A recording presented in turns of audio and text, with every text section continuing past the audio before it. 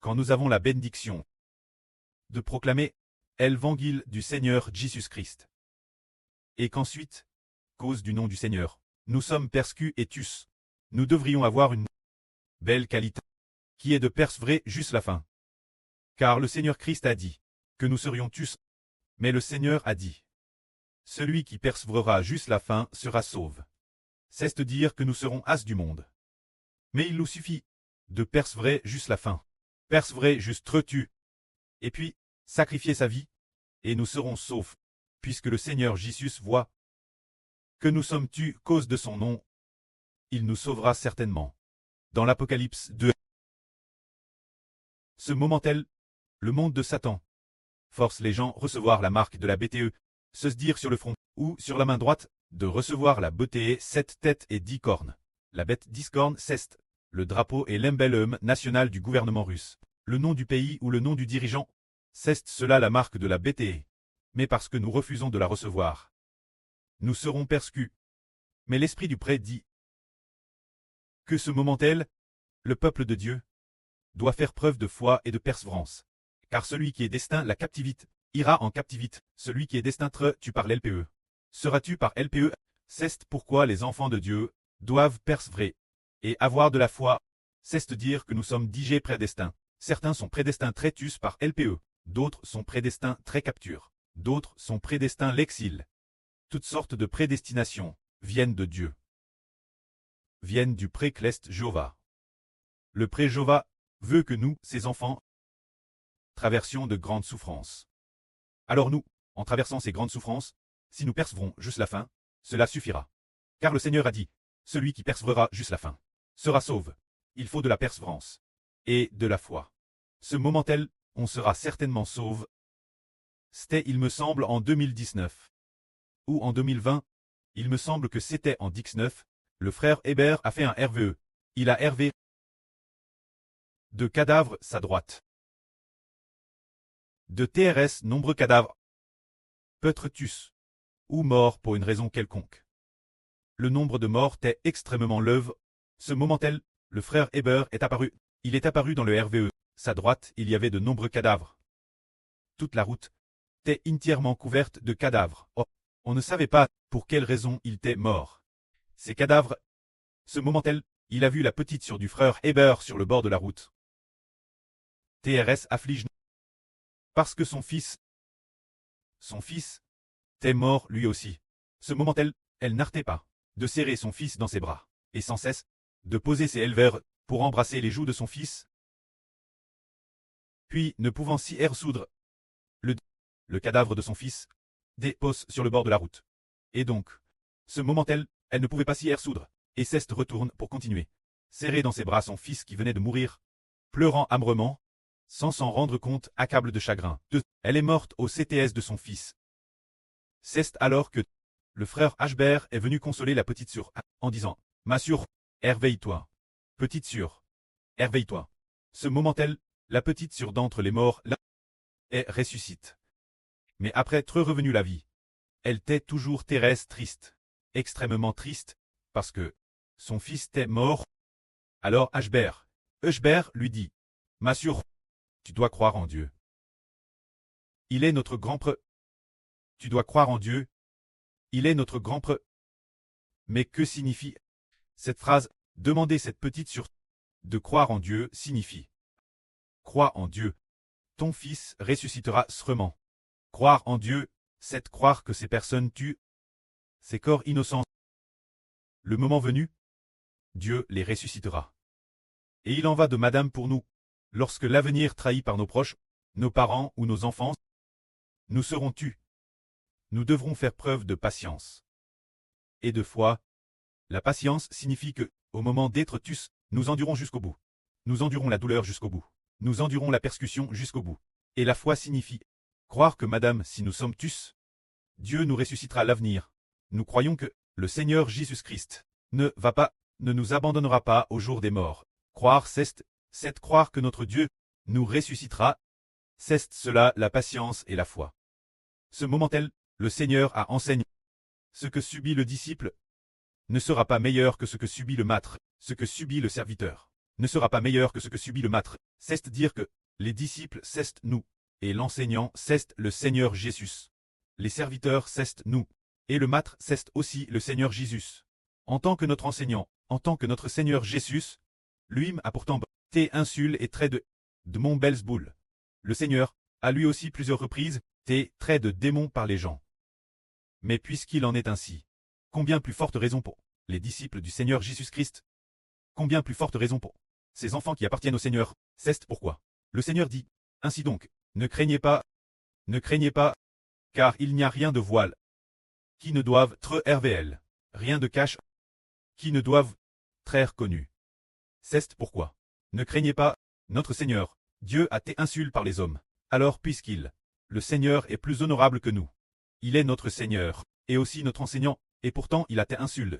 Alors nous, en tant que serviteurs du Seigneur, nous n'y échapperons certainement pas. N'allez pas croire qu'il, parce que nous sommes devenus faibles, qu'ils nous pargneront. Non, pas du tout. Pas du tout. C'est comme frapper un chien dépend de son maître.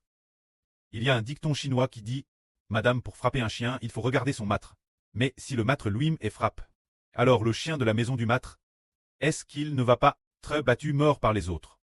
Alors nous ne sommes que les serviteurs de notre Seigneur, les enfants du Seigneur, notre Seigneur, qui est plus honorable que nous, a été insulté par les hommes et crucifié. Alors tous ceux qui appartiennent au Seigneur, ne disons pas, ah, ils vont certainement nous respecter, plus qu'ils ne respectent le Seigneur. Ce ne sera pas le cas, puisqu'ils ne le respectent pas. Alors nous, ils nous respecteront encore moins. Ils ne nous respecteront pas du tout. Par conséquent, devons-nous avoir peur en disant, ah, nous avons peur? Non, ils ne nous respectent pas. Ceux qui appartiennent Satan ne nous respectent pas. Ne pensons pas que, si nous, dans nos paroles, ne sommes pas si ZLS, prêcher l'évangile du Seigneur, ou si nous avons peur et n'osons pas prêcher, qu'ils nous pargneront pour autant, et ne nous tueront pas. Ce ne sera pas le cas. Que nous parlions ou non des choses du Seigneur, ils nous détestent, dis-je, au plus haut point. C'est pourquoi le Seigneur nous enseigne. De quoi auriez-vous peur? Tout ce que le Seigneur nous dit, nous devons le proclamer.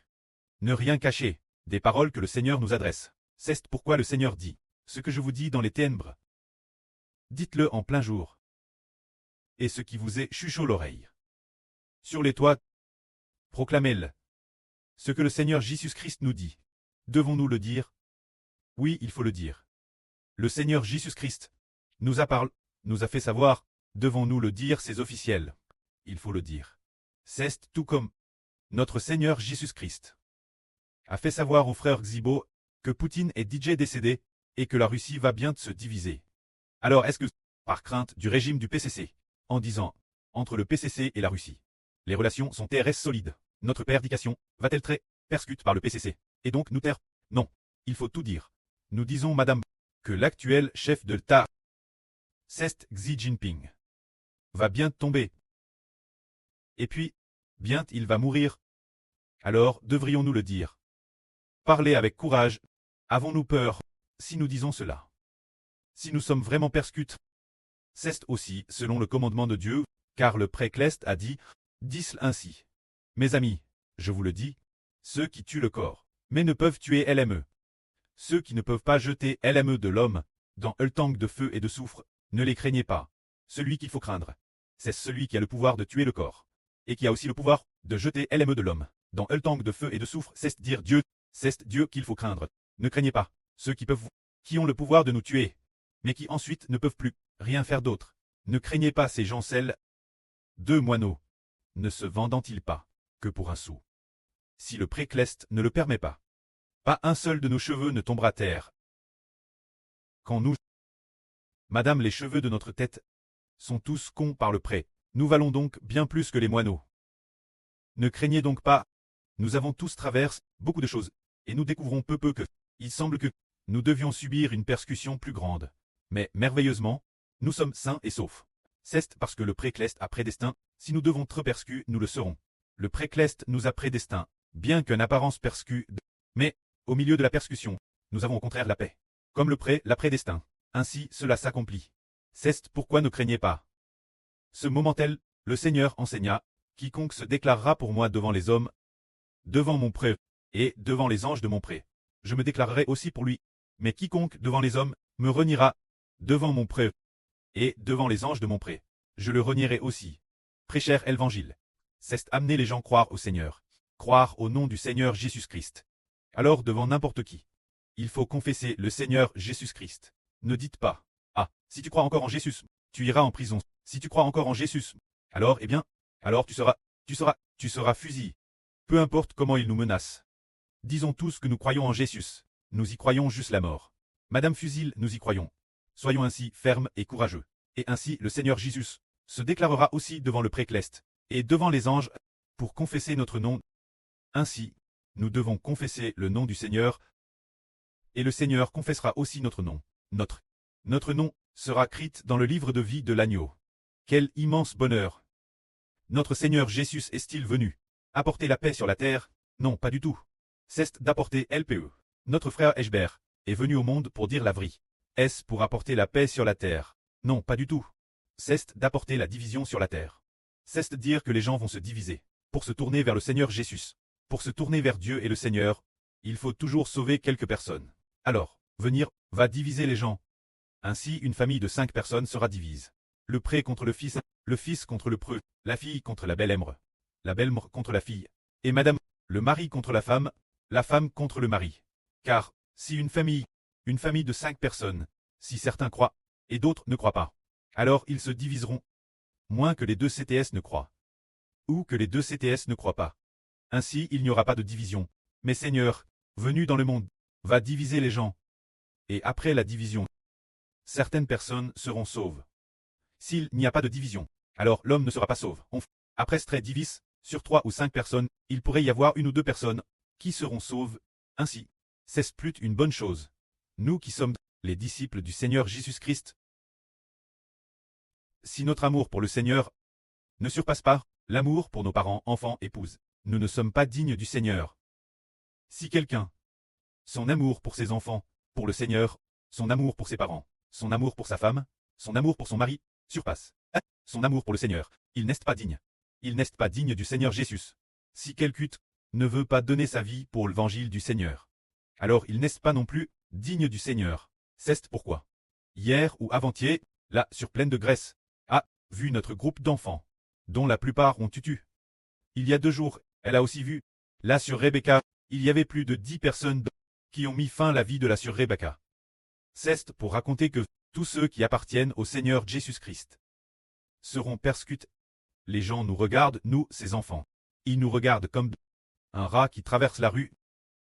Tous ceux qui le voient disent tous, tu aides-le. C'est ainsi que tout le monde nous regarde. Mais nous, aux yeux du précleste et du Seigneur, nous sommes précieux. Autrefois, le Seigneur a dit une parabole, parlant de celui qui construit une tour, la parabole de calculer les côtes, pour voir s'il peut l'achever. S'il ne peut pas l'achever, il ne doit pas commencer les travaux. Et quand on va à la guerre, on examine aussi les côtes, si on peut le faire. Si nous n'avons qu'une force de 10 000 soldats pour aller combattre l'ennemi, qui a une force de 20 000 soldats. Si l'on ne peut pas, il faudra demander la paix pour négocier la paix. De la même manière, quand nous suivons le Seigneur, nous devons aussi calculer le côte. Ce côte consiste à savoir si nous pouvons renoncer nos maisons, nos terres, notre aimerait femme et enfants. Et, madame, si nous pouvons renoncer notre propre vie, si ces côtes sont tous bien calculés, en disant « Je veux bien pour l'évangile du Seigneur, abandonner maison et terre, femme, enfant et champs. Tout, je veux bien tout abandonner. Et madame pour l'évangile du Seigneur, je veux bien abandonner ma vie. » Alors dans ce cas, le cote pour cette personne a DJT entièrement calculé, le compte y est. Il peut alors suivre le Seigneur avec assurance, et il vaincra sûrement. Mais si ce cote n'est pas bien calculé, alors qu'il suit le Seigneur, il se peut qu'en chemin, il abandonne, et finalement, il n'obtiendra rien. C'est pourquoi nous devons calculer le cote. Que la gloire soit auprès et au Seigneur. Amen.